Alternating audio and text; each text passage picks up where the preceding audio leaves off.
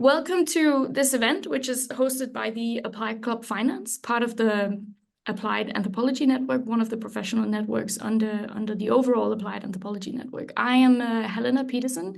I'm a research manager at the Danish fintech Pleo, and then I'm a co-lead of this Applied Club Finance, which is why I am your host for the evening. Applied Club Finance hosts event on various topics on the intersection of finance, fintech, and then social behavioral sciences, like what we'll be talking about tonight. And if you're not already a part of our network, you can join and get notified of any future events. It's free.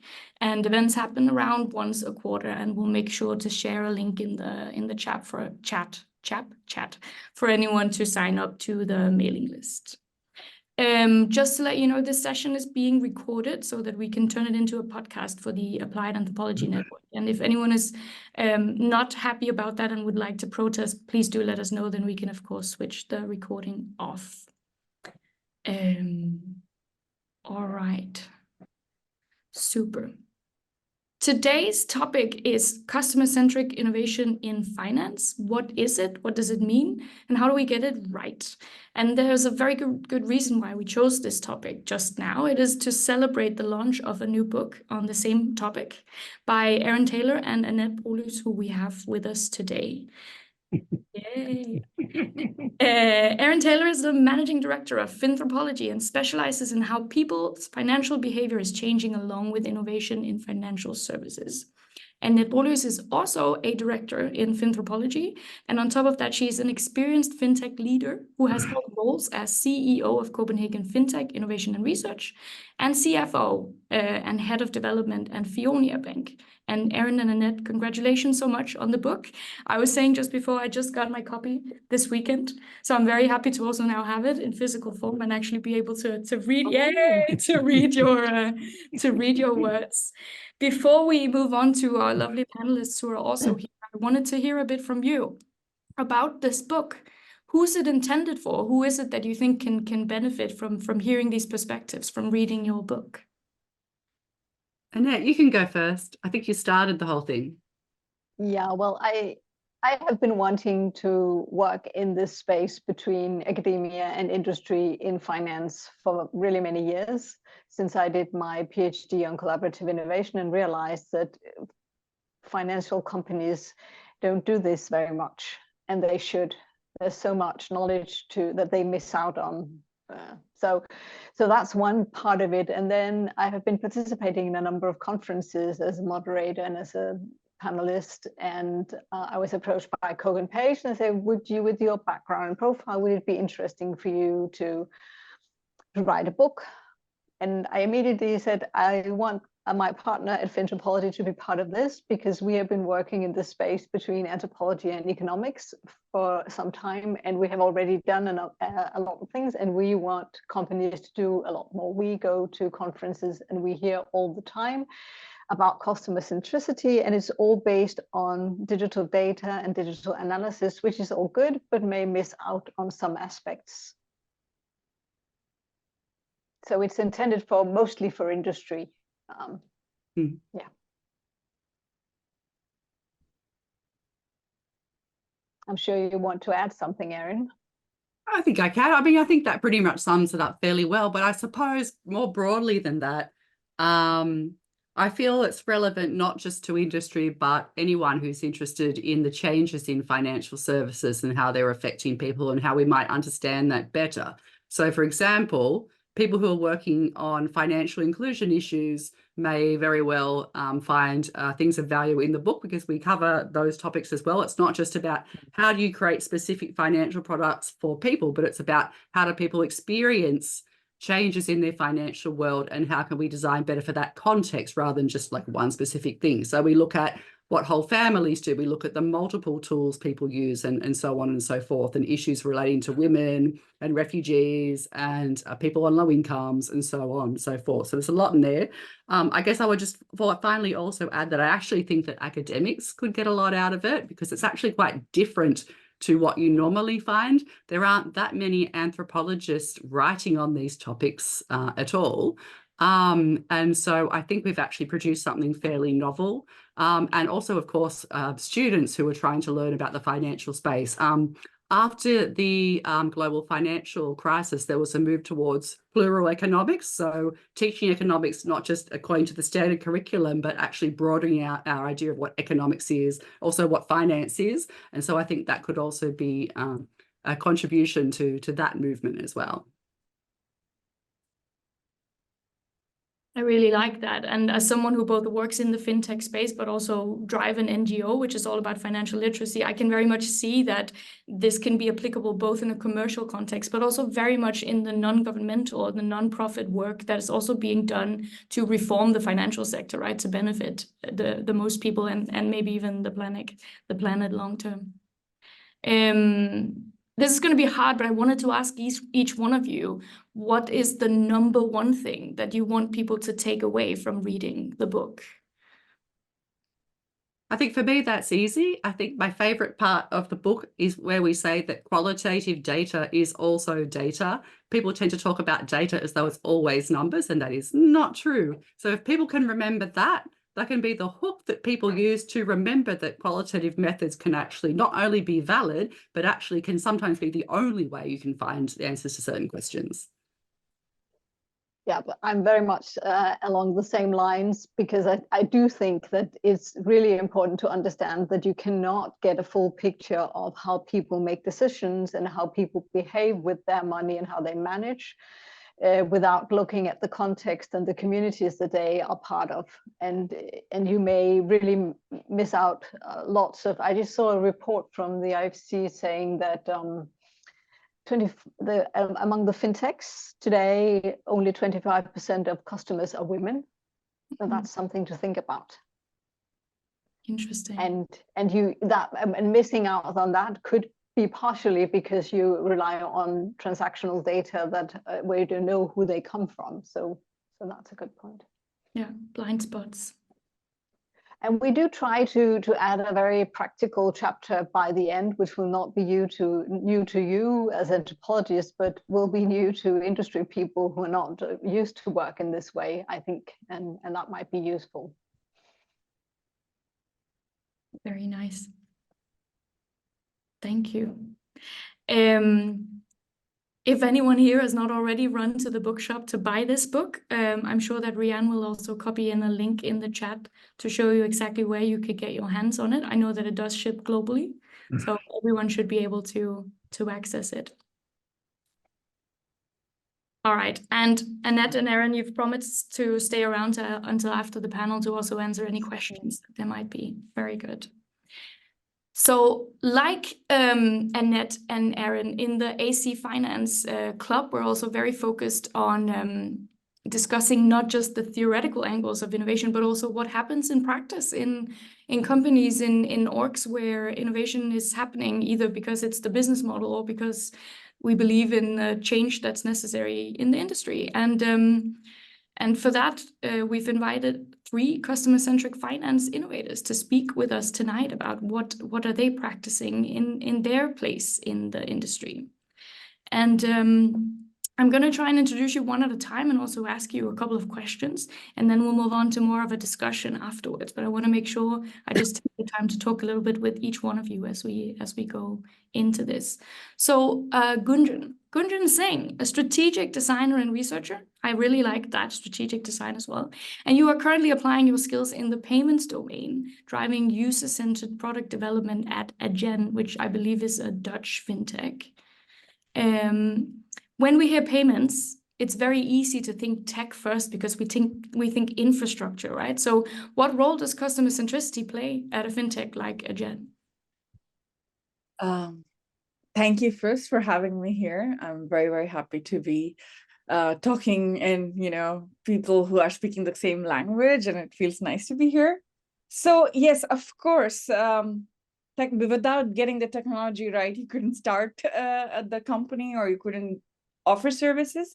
So that is very important. And that is the most important or foundational thing which works in my company as well. But once you have sorted that out, once you have moved from a startup to a scale up or moved that level, it becomes very important to be user-centric, because what you're offering should be usable in your user's context or in your customer's context, right? And in my current work situation, it's the same. People have set up the technology, it's working fine.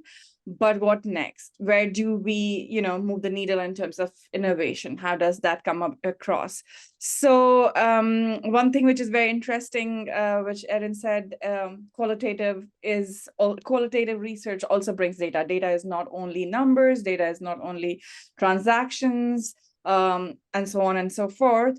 And through my research projects, I do a lot of qualitative research project in my current work context. And I'm constantly reminding, and it's good that it comes back from the users in that way, that we are not our users. That is my punchline. How much ever we know our users, we are not our users. There is so much diversity, there is so much complexity. And my work context, we work with B2B and eventually B2B2C. That's how the whole organizational setup is. And sometimes we are so entrenched in our tech bubbles that we push our language out.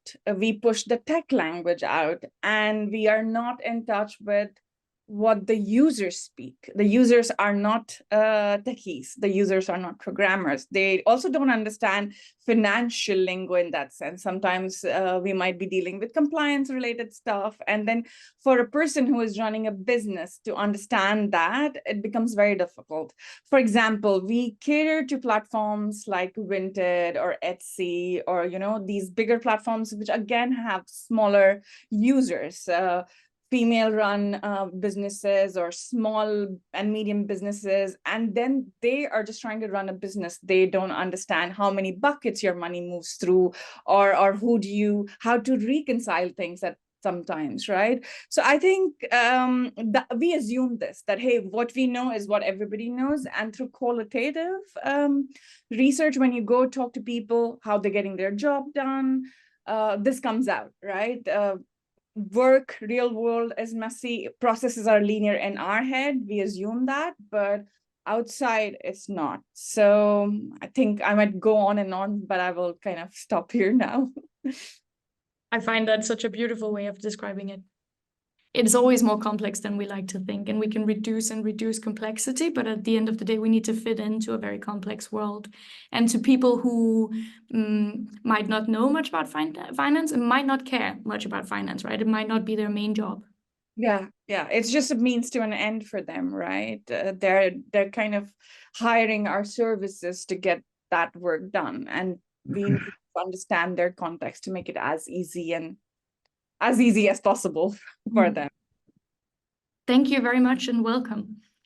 All right, moving on then to Marshall Knudson, a senior researcher in consumer payments at the multinational finance institution JP Morgan Chase, who I just saw was named the #1 best US company to work for on LinkedIn. So congratulations on that. That's quite an achievement. A lot of competition there. I wanted to ask, how does a huge company like JP Morgan Chase keep their innovation muscle strong, and what role can you play as a researcher in that? Sure. Thanks, Elena. It's a great question. And first of all, I want to thank everyone here for the opportunity to speak and be part of this. So yeah, great question. Now, I can't speak for the firm, but it does seem to me that if a definitive answer were known, it would probably be a trade secret. Now, in all seriousness, at a firm like JP Morgan Chase and other large firms, it's a mixture of the internal culture of the business, the people it hires and retains, and also the acquisitions that we make to bring innovative startups into the mix. But that doesn't answer the second part of your question about the role of a researcher in supporting innovation within such a company. So from my perspective as a researcher in digital payments, I work with a team of designers, product managers, technologists, not to mention others like data analysts, legal and regulatory experts, marketing professionals. So given all those different job functions, where does innovation happen, especially customer-centric innovation happen, and who makes it happen? So I think in order to understand the role of the researcher in pushing customer-centric innovation forward, we sort of have to identify the niche that researchers can fill alongside the contributions of those other professionals. So, the technologists and product managers that I work with are in the business of creating and patenting new technologies. And obviously, as Gunjan said, that these are critically important innovations for the business, and that they help to bring new efficiencies, to reduce costs, increase the speed or reliability of our systems. But they are only sometimes customer-centric in the sense that they only sometimes solve real customer problems and deliver tangible customer value. So even if those folks could solve customer problems, which it would require that they first knew about them thanks to customer research. And their ability to solve them successfully is also predicated on the work of those of us as researchers and others who deal with the front-end customer experience. So I think that's where the researcher is most critical, because a poor implementation of a great technological innovation could be entirely useless to customers. So when it comes to innovation, these other professionals I mentioned, are concerning themselves many times with a focus on competitors, or a focus on the regulatory legal environment, or a focus on technological constraints. But the unique superpower, if you will, of us as researchers is that we're positioned specifically to drive innovation with a focus on the customer, which begins with listening to, observing, and speaking with real customers.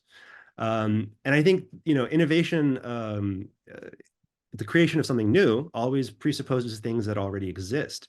And as an anthropologist, I would say that a specifically culturally centered take on successful innovation from a customer standpoint is that it is just new enough so as to generate value and interest, but not too new so as to be unassimilable into people's current ways of life, in which they're imbricated in their families, their communities, and so on. So I think that we as researchers can help identify the innovations that stand a good chance of being successful through customer uptake and adoption.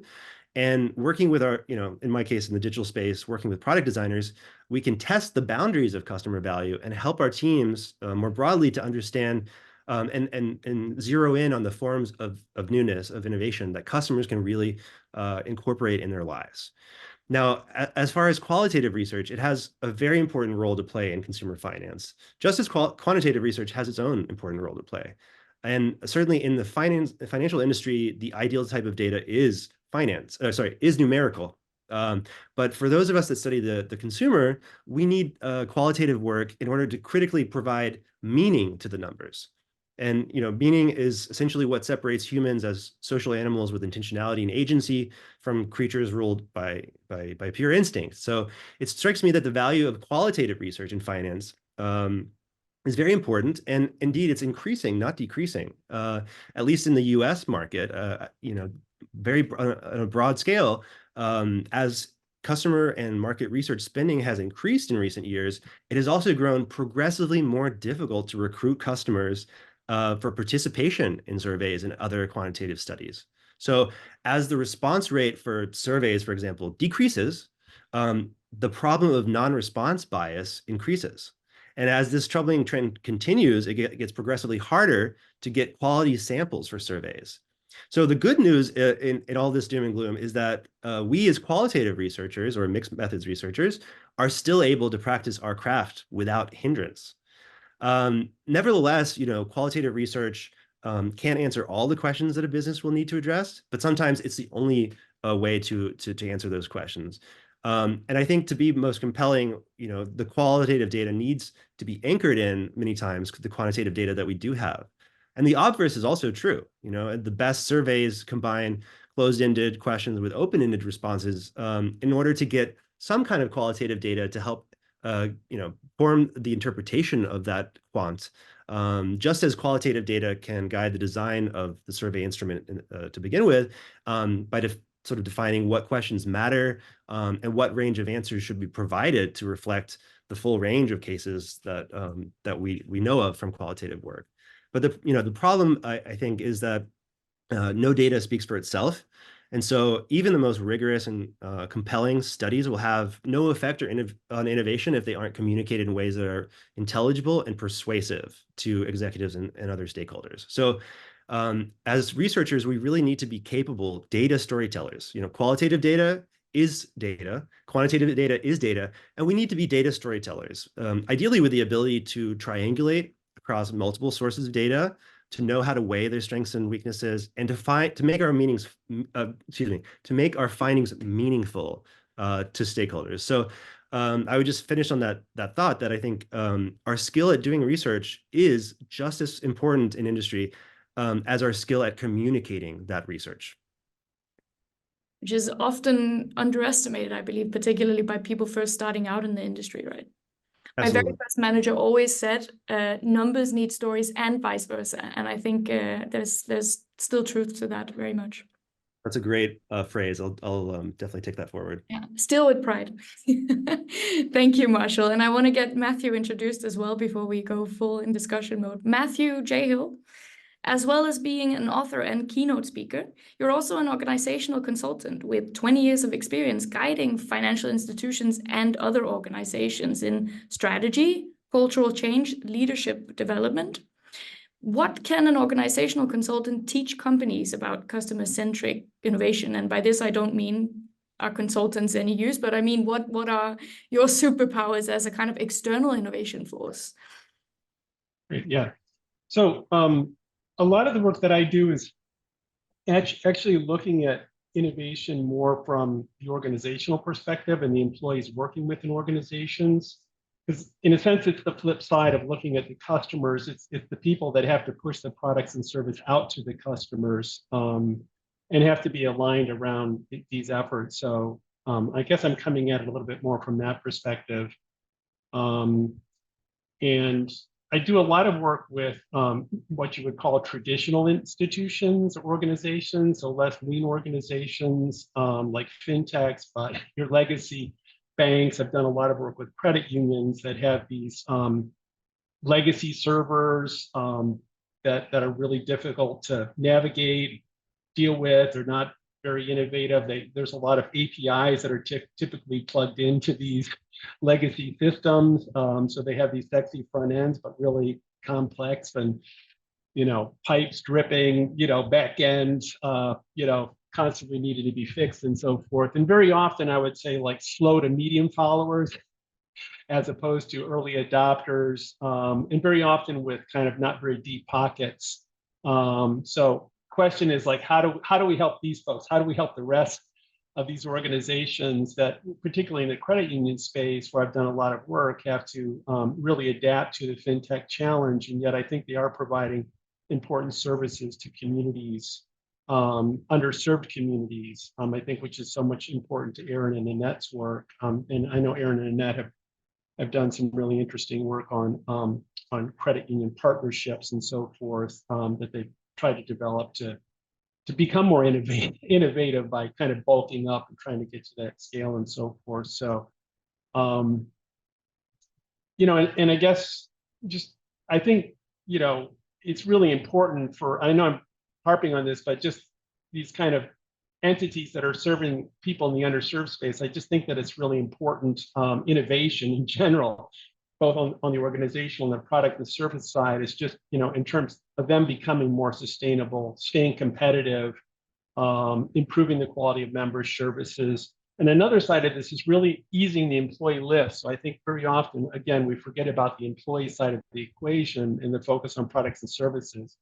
And a great example of this is some of the work that we were doing with one of our credit union clients, was just assessing, like they had like over 100 different third-party apps, fintechs, basically, you could say, that they were partnering with to provide different services. And it was extremely complicated environment for employees to work in. They had to be able to log into all of these different screens and so forth to access these different applications and so forth. And so, they were just trying to figure out, like, how do we manage all of this complexity? How do we streamline these systems and so forth? So,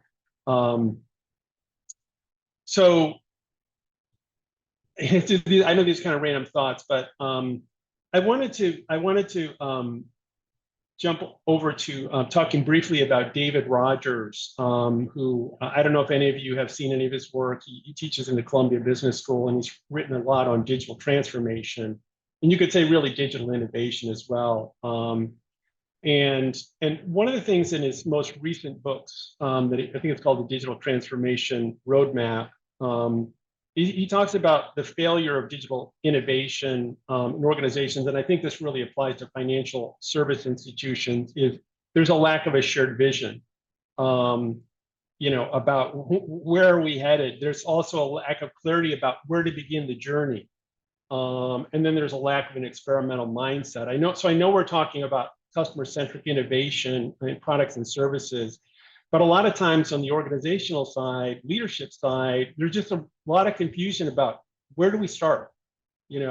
What products and services should we focus on? Why? What customer needs are significant? So I think it's really important for user experience folks that are working these domains to try to understand the organizational strategies, the organizational context in which they're working, and try to link up these innovation efforts to organizational strategy, and to even work with leadership at that level. I think there needs to be that kind of complementary relationship.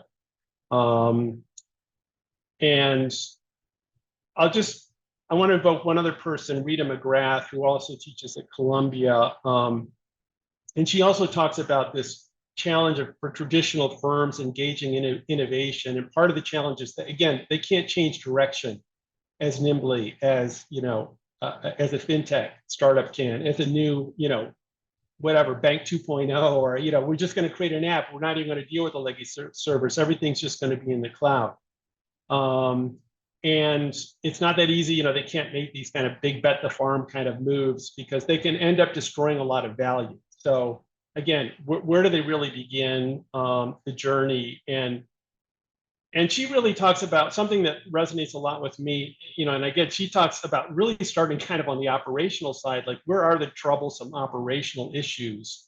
Because they can really point to areas for digital technology adoption. And in a way, I think this is the flip side. I think it's in chapter 9 in the book, Erin and Annette, where you were talking about customer pain points, looking at friction in the way that people are using products and services. And there's a similar thing happening on the organizational side as well. And I think that that's also like an important area that's really ripe for innovation. Is and actually Marshall and I worked on this mini project for a credit union where they had this service request system that was tied to their core legacy system, and it was just really dysfunctional. And we ended up creating this process map, basically tracing all of the steps that a service request followed from the initial customer making that request all the way to the end person who processed the request on the back end and tried to respond to it.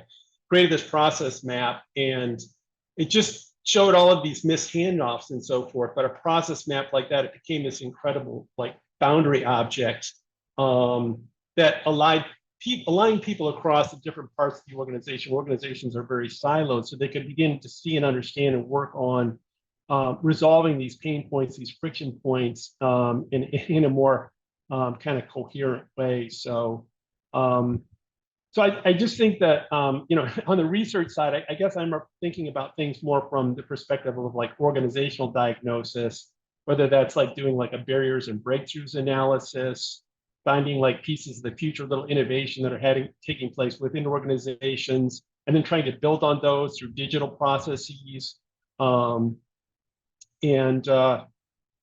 Like the service request thing that I was just talking about. Sorry. And then just one other thing. So I think the organizational diagnosis, pain points, process mapping, process improvement can be really important, but then also future back, there's these guys, Johnson and Stuskowicz, they wrote this book called Lead from the Future. And I think a lot of the types of insights that Erin and Annette capture in the context of their book, we can bring those back to organizations and actually facilitate visioning workshops with the leadership. Say, okay, this is what's happening in the external environment. This is what is happening internally with even the move to chatbots or whatever it is, in terms of how it's going to impact your banks, your branch counters, what you're doing in those spaces and so forth. And then begin facilitating conversations with them about, okay, how do you want to morph the business model in response to these threats?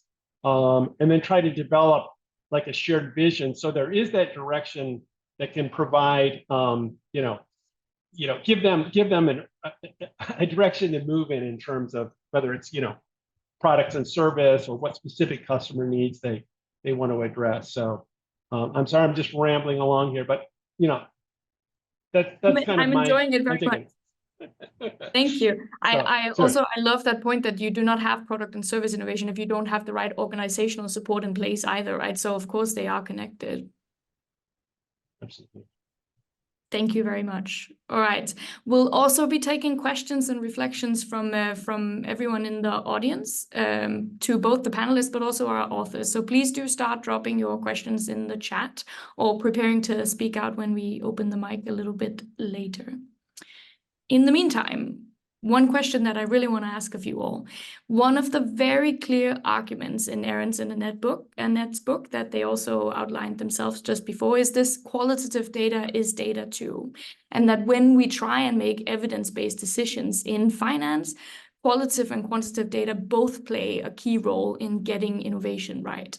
So the first question that I want to ask you all is in your opinions, can you say that in plural? In your opinions, what is finance missing out on or risking by so often favoring or limiting itself to numbers and to quantitative data points? What's the risk and what's the missed opportunity?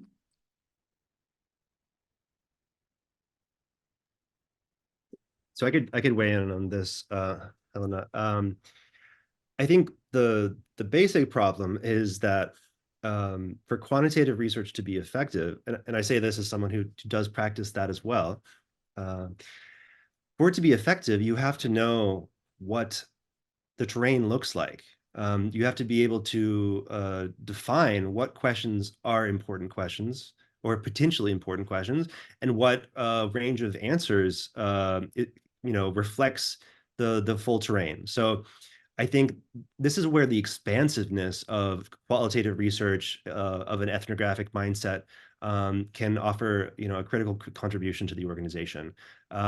Because if you don't know full, with a kind of broad exploratory point of view, if you don't know what's out there, it becomes very difficult to begin to quantify what's out there and then quantify what could possibly move the needle for your products and services, make a difference to customers and make a difference to the business. So it's a fundamental myopia if you have no qualitative research of a broad discovery type, because you're going to be missing out and you don't know what you don't know.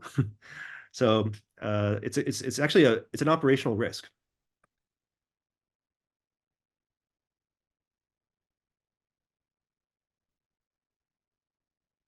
I mean, I would just piggyback on what Marshall was saying, that there are questions that folks would never even think to ask, apart from actually encountering users in practice, things that they're actually doing, the way they're using products and services, pain points that they're encountering, and so forth. So I think that, I think that's an important aspect of it as well. Just the discovery side of things. There has to be that kind of emergent moments where you're kind of opening the field of vision, and then once you've kind of understood, then I think you can move to become more divergent and begin to focus on specific questions, whether that's through a survey or whatever it might be. But I think there has to be that moment of discovery, and I would say also on the organizational side, that's incredibly important. We talk about discovery-driven interviewing, and just having an open mindset. And not having too fixed of an interview protocol, doing that semi-structured interviewing that can lead in unexpected directions.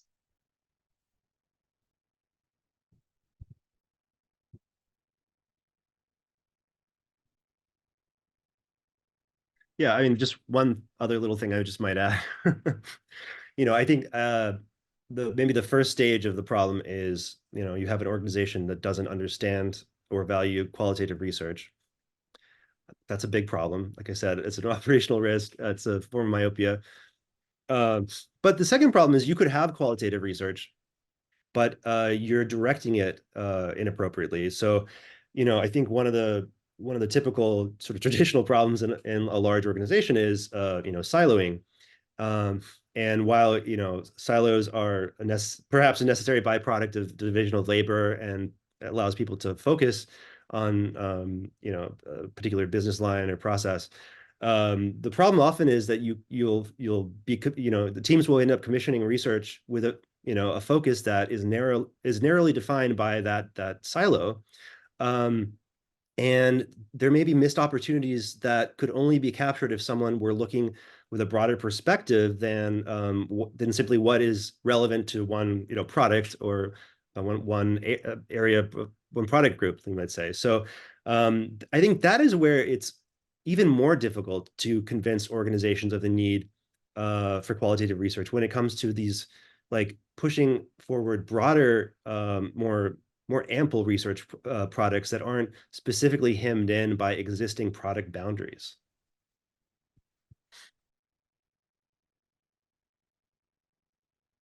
From my angle, I do kind of balance it out, like what Marshall was telling earlier on about triangulation of data, right? Sometimes we look at behavioral data or how people are behaving on our platforms and why they're doing a certain thing. And yes, you could observe that behavior and draw some conclusions or some ideas out of them. But why are they doing that is important, and that's where we go into the discovering mode, and vice versa, right? You cannot. Sometimes I've also seen people. It's like a survey is an answer to everything, and surveys becoming a kind of disguised interview where they want all open text questions in a survey, which is not really how to use a survey. So that's where, as research also, you step in and you kind of bring that knowledge of methodology and knowledge of what will bring you the right robust data in that manner. You need numbers to support your qual stuff as well. So I think that is important. I think for me, I've always championed that, hey, we should get surveys in if needed. We should get qual in if needed, because again, you cannot interview 500 different kind of entities to kind of make that conclusion.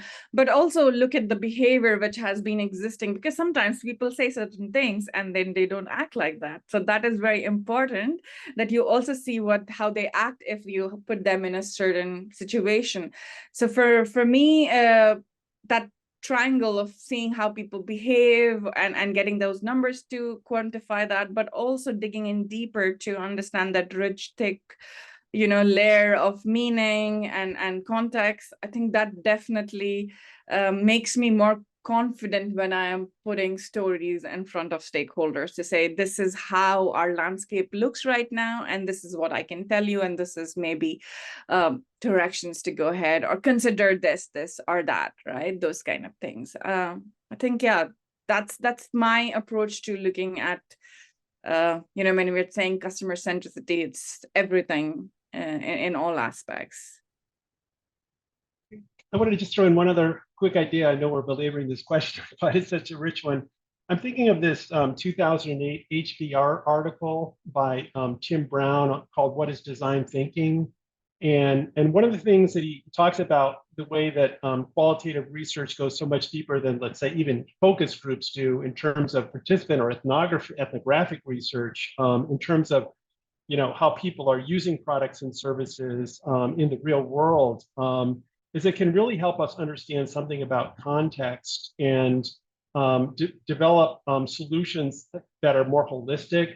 And I think this really draws on, key aspect of anthropological theory and methods is that it's holistic, it's systemic in its orientation. And he talks about this eye clinic in that article where they were initially focused on just solving the problem of poor eyesight in rural villages in India. And they thought, well, we just need to manufacture a set of glasses, and for people that are cheap and low cost, but they realized that there was no way for people to go and get eye exams. So then they say, oh, well, we need to develop these mobile eye clinics, so that we can go out to people and so forth. And then, well, we need to be able to manufacture the glasses, and then we need to be able to train doctors and so on and so forth. So being able to think about a problem in a more holistic or systemic way, I think is another really important aspect of qualitative research, which just goes way beyond, what you're doing in the limited scope of a survey. So. And that way I see kind of common threads between actually the answers that all of you gave, that it's not just about the methodology, it's also about the size of the scope and the holism of the scope, right? And I think maybe all of us by now have kind of either heard the podcast or read this article by, was it Judd Anteen, where he talked about kind of, the UX or research reckoning is here because we've been doing too much kind of middle level research, not enough micro research and not enough proper macro research. And then there's some truth to that, right? That we need to have the scope wide enough. It needs to be cross silo if we're actually going to answer those strategic challenges that we know we can, but don't always have the right setup to do. Very nice. Yeah, I think for that particular thing, Helena, we definitely need the buy-in. It's a constant thing of going and actually appealing, if I can say, to those people and getting to believe in your vision. Hey, everybody's looking at product, but does anybody go and look at daily life of A or B or C person, right? And then you can get answers to each of your product requirements or whatever you're talking about as a product theme or a stream or whatever. But those longitudinal or cross-functional, those are the things I think I definitely struggle with because you need to then kind of go and pitch to everybody and bring them together. And the whole question of silos come in again. And it's a constant thing. Whether it's a new company or an old company, silos creep in one way or the other. So, it's something which I think it's a lifelong thing, which I am going to probably deal with. I think we all are. We really all are. Yeah, for sure. It leads maybe very naturally to the question that was popped up in the chat by one of our listeners then, which is being truly customer-centric might require a cultural shift within an organization and sometimes has friction. For instance, when product or business leaders don't trust the data, especially if it's counterintuitive or qualitative, or have simply invested too much in the project to revert back and correct course. And then Eamon is asking, have you ever been in such situations? And if yes, how do you solve it? And if no, what do you think your organizations are doing well to avoid those scenarios? I can kind of comment on this. When I was kind of new in my current work situation, they gave me a project where they already said, okay, tell us what we should build, where we should invest. And it was a topic, right? But I was like, okay, you're solving a problem, but is this an actual problem? And when I went and I did the research, when I did those interviews, the research came back with the thing that this is not the problem at all. Even if you make these things, people are not going to use it because it doesn't really serve our customers. But that's the idea. Hey, this is the problem, we can solve it. It's a very linear, like what Matthew was talking. It's not systemic, it's very linear. It's boop, boop, boop, we will do this and this will end our problem. But the problem is not framed right. The problem is much bigger. The exploration of the problem space has not been done. And for me, how did I actually solve this? I actually went and told everybody who was in the thing that if you invest in it, you will just lose your development dollars and your tech hours. And you have to convince people that this is what, there were two sets of users, internal users as well as external users. And you put both their, kind of mindsets or their situations in front of these people and say, this is not going to serve either one of them. You could do smaller things, but if you're going to make this giant, massive product thing which you're thinking about, it's not going to help. So I think sometimes you have to present that pain point, in their own voices to people to say, hey, this is what the user is saying. The problem space is much more diverse than a single linear thing. So think about it and think a little deeper on how you want to solve this problem. So, in terms of that double diamond, find the right problem, and then solve the problem, right? Right. So that's that. I think a lot of times it's just that. And my consulting partner and I, and Frank, I'll turn it over to you. This is going to be short, but just we like to say every complex problem has a simple solution that's wrong. So, speaking of you, Frank, over to you. I love this conversation so much. Thank you all for the commentary. I will admit that I have worked at a big bank called Chase. Marshall, I was your colleague long ago before we met. So I know the organizational structure at Chase is a very complex, gigantic organizational structure versus, let's say, consulting, which is where we're ourselves, perhaps that's more Matthew. I'm thinking about actors in theater. We have human beings who, customer-centric innovation begins with people, individuals. They're actors on this stage, as do our organizations. They're also actors. They have equal weight in the conversation about how we build innovation. I keep thinking about the theater that we're describing and I hear people describing. I keep wondering now about the new kind of spanner in the works, which we all talk about secretly, AI and LLM. What is how do we, just thinking from an anthropological point of view, if I'm meant to study people as end consumers, let's say doing digital payments at a Chase or at another place, then I'm talking to human beings. But now I'm actually talking to AIs maybe, and also maybe my conclusion is AI driven. Maybe I hire AI to help me produce the document, then I give my PMs. So AI becomes a huge part of the theater. Again, I said, a spanner in the works. I wonder, just to hear a quick commentary about how AI, LLM in particular, affects what we're doing today in fin and in fintech as we do research to help produce and drive customer-centric innovation. A lot of vowels, AI, LLM. That's it. Yeah, it's a great question, Frank. A lot remains to be defined in AI and what kind of impacts it's going to have. Certainly different companies are handling AI in different ways, and some are more eager than others to jump right in and incorporate AI into our work processes. There's a lot of risks, obviously. The part about it that most concerns me isn't the part of the possibility of leveraging AI to help us potentially automate some of our work, to reduce the time it maybe takes us to produce an important deliverable, et cetera, synthesize, meetings on Zoom, like the one we're having right now. It's the thing that most concerns me, from what I'm understanding now, is the possibility that in the future we'll have, you'll run a survey and you won't send it out to human respondents. You'll send it out to synthetic AI users, right?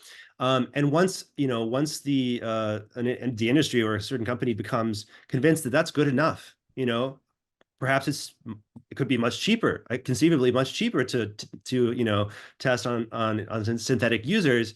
And if the company, the industry believes that AI has gotten good enough at representing real people to produce synthetic versions that we can leverage in our research, how will we push back, and on what grounds will we challenge that, right? I think intuitively it seems wrong. And of course the fact that AI systems LLMs are essentially black boxes, makes it very difficult for us to even understand how these synthetic users are created, and therefore to evaluate them. But that's the part that scares me most. There was this really wonderful article shared recently somewhere on Medium, on one of the substacks on Medium, which was about how AI user research is not better than nothing. And there was this really wonderful quote opening, which was, the whole point of design is solving problems that linear mechanical thinking cannot. And for that reason, AI should not be involved in that. Large language models should not be, the database for solving that. And I really liked that. So it's not about war on each other. It's about where can different kinds of tools be applied, right? Or if I may add to Helen, who just said, it's interesting that because maybe our job as researchers, anthropologists, and otherwise in business and in strategy is to make those conversations produced by AI, synthetic conversations that Marshall was talking about, become part of our interlocutors. We interview them as much as we interview human beings, because they're part of our field work. A machine and a person are each ethnographic subjects, possibly. I was about to comment what a meta conversation, but it's not really anymore, right? It's a very present conversation. And please do continue. I just want to point out to anyone, if you have a question either to our panelists or to our authors while they're still here, please go ahead and ask and do interrupt us. But otherwise, please go ahead with AI or other industry challenges that you see and how we, with research and with customer centricity, can help solve them. Just to add to the AI thing, and it's again another research article also, which actually somebody talked about this in one of the Amsterdam meetups, and I couldn't go, but I actually read her article. She did research in how AI is used in very high risk areas, say airline pilots and things like that. And she had a very interesting example in the beginning before she started the article, which was about how a lawyer used AI to do research for a particular case, and AI concocted evidence. They made up stuff to actually, come up with counter arguments in that case.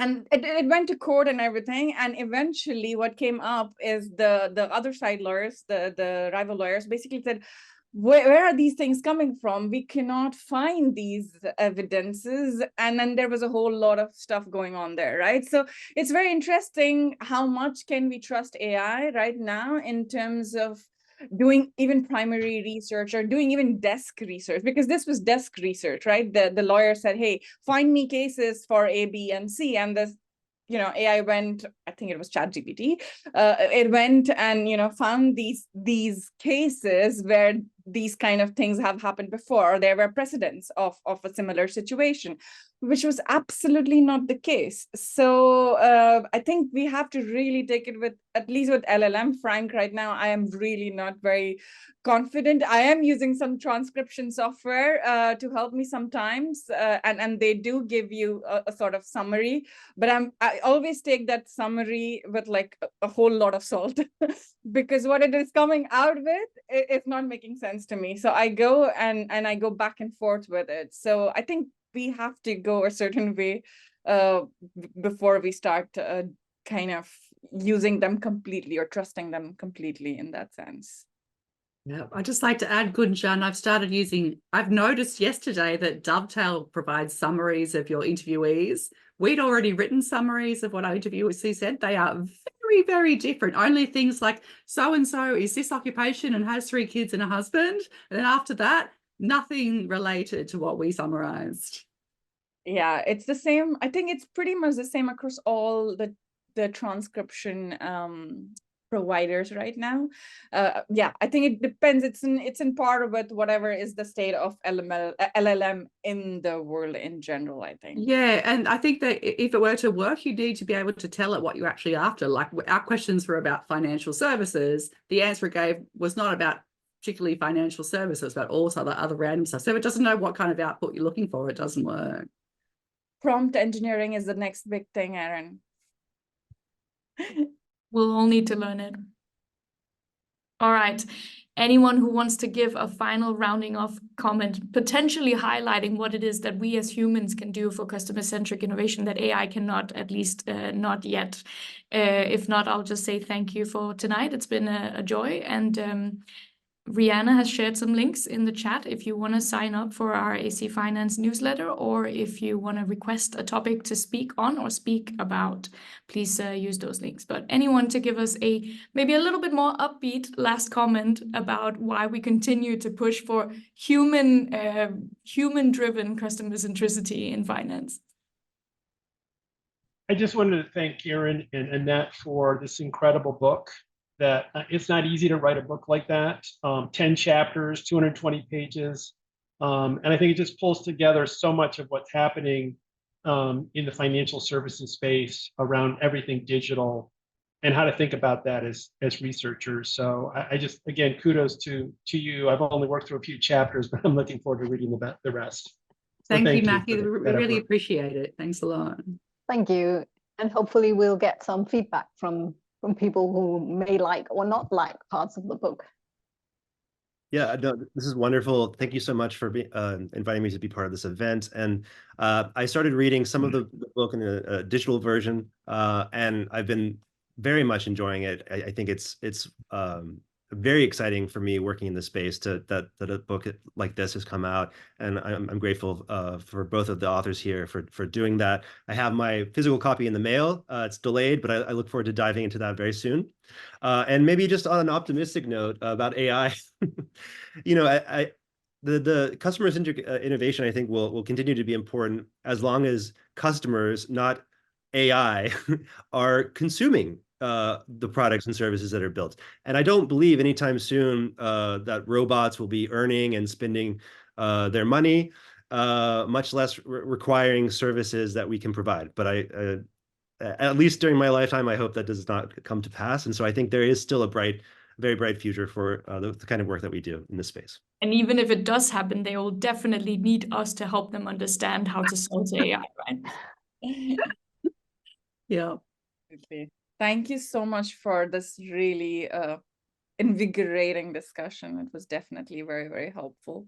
And congrats to Anette and Erin again on such a, a good feat or wonderful feat here. So yeah, thank you so much. Thank you, All right. Gunjan. Thank you, everyone, for coming. Thank you all.